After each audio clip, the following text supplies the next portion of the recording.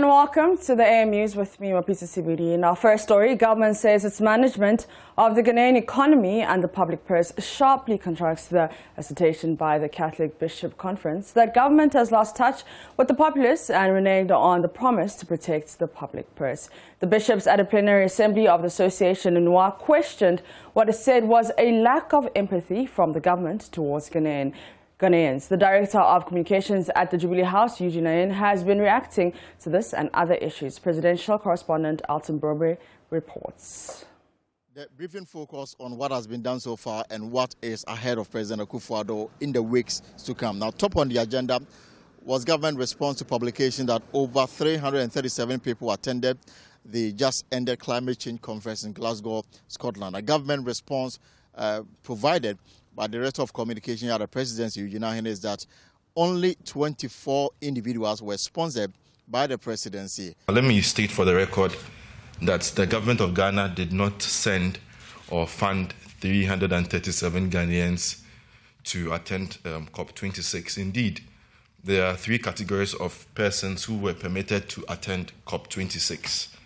And these are: 1, United Nations and related organizations and agencies; 2, media and non-profit organizations with observer status; and 3, representatives of parties to the convention and observer states.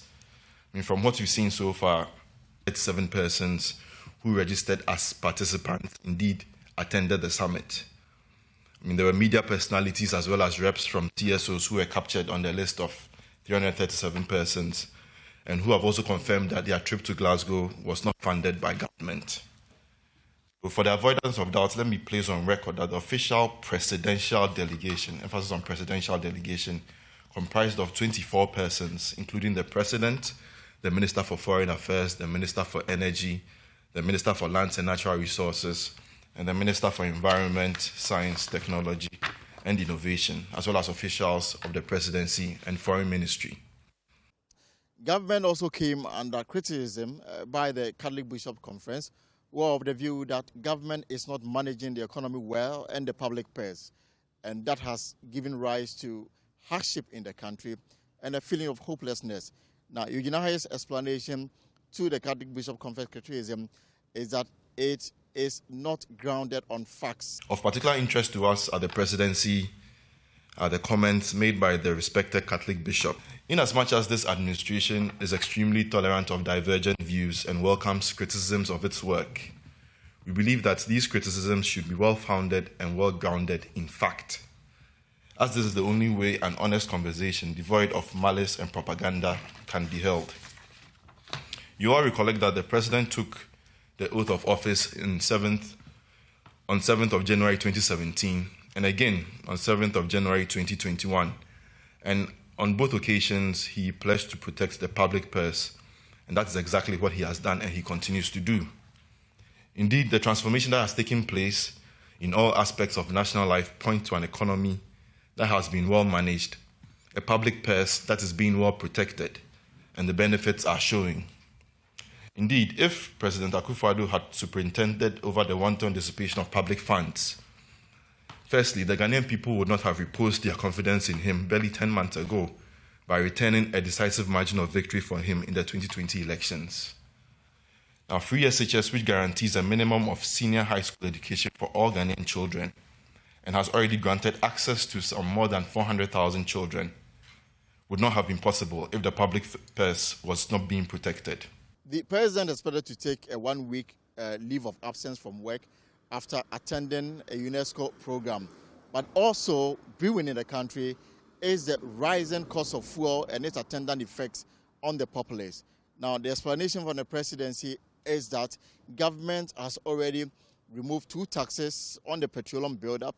President Akufo-Addo will, from Saturday 13th November to Saturday 20th November, take a much-deserved, long overdue 7-day leave of absence, during which he has also accepted an invitation to preside over the panel that would adjudicate a debate in the French Parliament on the trial of progress on 19th of November. He's expected to come back to Ghana on Saturday, 20th of November, and in his absence, the Vice President, Alhaji Dr. Mahamudu Bawumia, will act in his stead. The Minister for Finance has already indicated that we have put in place 100 billion cedis to be able to implement this Ghana Cares Opata program, which will be able to help alleviate some of these problems. On the contrary, instead of imposing hardships, I don't think any president or anybody would delight in doing that to the citizenry. The Minister for Finance is due to read the budget on 15th November, and I'll just suggest that the former president should just take a chill pill and wait, and let's see how best the budget would address the concerns of the average Ghanaian. From the Jubilee House, Elton Brobe reporting for Joy News. Meanwhile, the governing New Patriotic Party has described former President John Mahama as a walking embodiment of corruption who has no moral right to speak on the phenomena. The former president, at the end of his thank you tour of Ghana's 16 regions, held a lecture at which he castigated government for what he said was their poor handling of corruption in the country. The former president cited the PDS scandal, Ameri, among others, as his evidence for what he said was the worsening corruption under the government of President Akufo-Addo. Speaking at a news conference to respond to the issues raised in Mr. Mahama's speech, Director of Communications for the NPP, Yao Bobeng Asamoah, said John Mahama has no moral right to speak on these issues. Former President Mahama talks about corruption on his thank you tour campaign trail. He's asking Ghana to give him, John Mahama, the walking embodiment of corruption, the mandate to come and fight corruption. His solution to fighting corruption in his critical actions paper of 2012 was that he would lead by example. That was his solution to fighting corruption. He would lead by example. This example, John Mahama, had to be investigated by his own president for doubtful aircraft procurements. Is implicated as government official one in the Airbus bribery scandal and signed off on a $1.2 billion to deliver a project, $1.2 billion to deliver a project eventually done for $4.6 million, a difference of 26,000% in savings. This example was swallowed by alleged organized judgment debt shenanigans. Yes, John Mahama can talk about corruption, but he has not the faintest inkling of integrity to combat it. A law lecturer at the Ghana Law School, Justice Shrimsai, says despite the widespread calls for an upgrade of the 1992 Constitution, the exercise will not be feasible under President Akufo-Addo. According to him, the president himself has violated many provisions in his tenure, making it practically difficult for him to facilitate such an initiative. He made these remarks during a stakeholder discussion on the 1992 Constitution by the Eagle Forum at the Gimpa Law Faculty. Here's a report by Joy News' Pakwesi Shandoff, read to you. The stakeholders' conversation by the Eagle Forum was denied to collate the inputs and opinions of Ghanaians on the 1992 Constitution. A three-member panel comprising constitutional lawyer and lecturer Justice Shrimsai and two others, private legal practitioners Beatrice Anang and Lamtig Apanga, was constituted to front the discussions.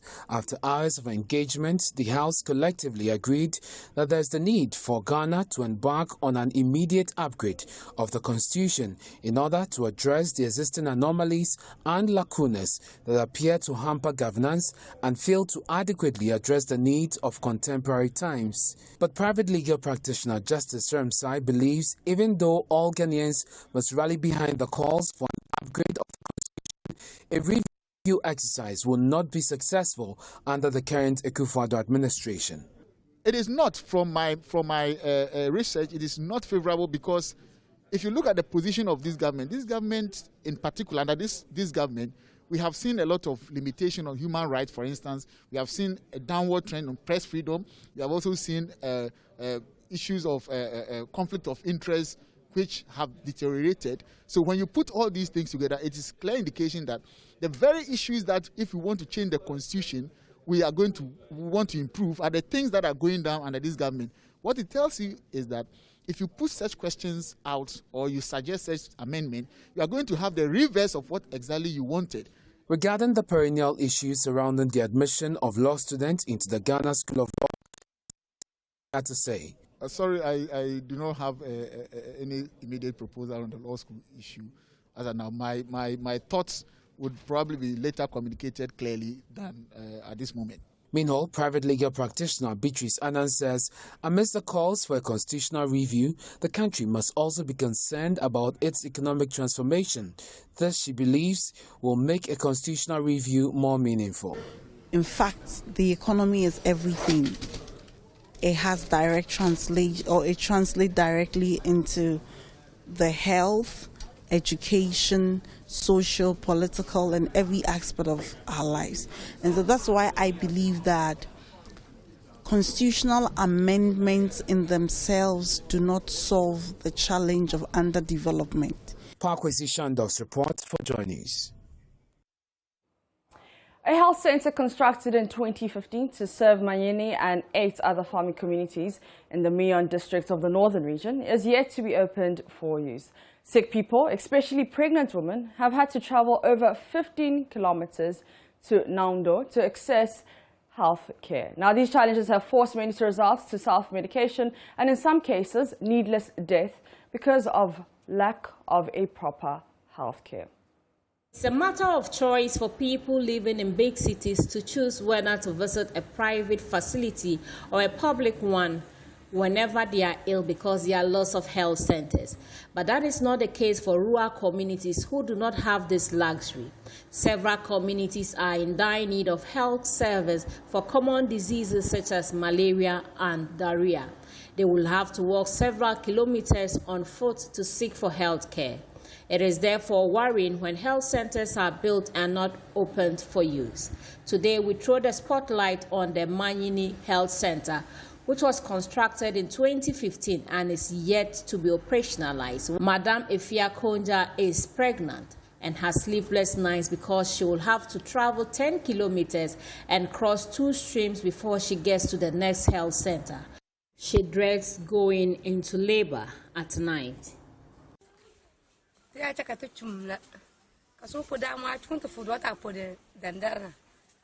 Anytime we are visiting the clinic, we walk for long distance. And as a pregnant woman, walking this far is difficult because I don't have a bicycle nor a motorcycle, and there is no vehicle plying this road. I have sleepless nights because I don't know when I will go in labor. Another resident, Tikoni Mafando, said children who fall sick are backed or made to walk long distances to access health care in other communities. She appealed to the government, the MP for the area, and the DC to consider commissioning the clinic. When our children fall sick, going a long distance to Nanundo is a challenge. That's why I'm appealing to those responsible to make the clinic operationalized. The chief of the community, Kwame Bakachi, said many pregnant women have died in the process of being transported on the long distance to seek health care elsewhere. So the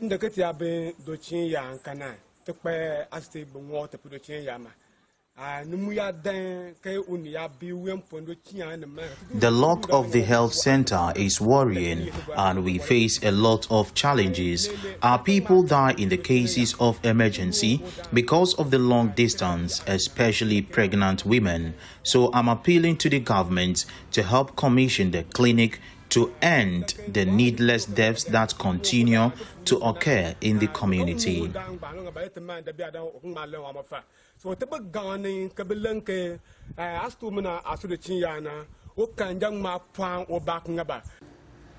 The assemblyman for the area, Tachi Matthew, reiterated the need for the commissioning of the hospital. About, let's say, 8 communities. That's the communities the clinic is built to serve. But since 2015 up to now, the clinic is not commissioned to put personnel to work to help the people's need. But it looks as if we are appealing to government, NGOs, whoever who come to our need, so that the clinics will be open for us. And that's it for the AM News. For more news, you can log into myjoyonline.com. My name is Mapito CBD. The AM Show continues.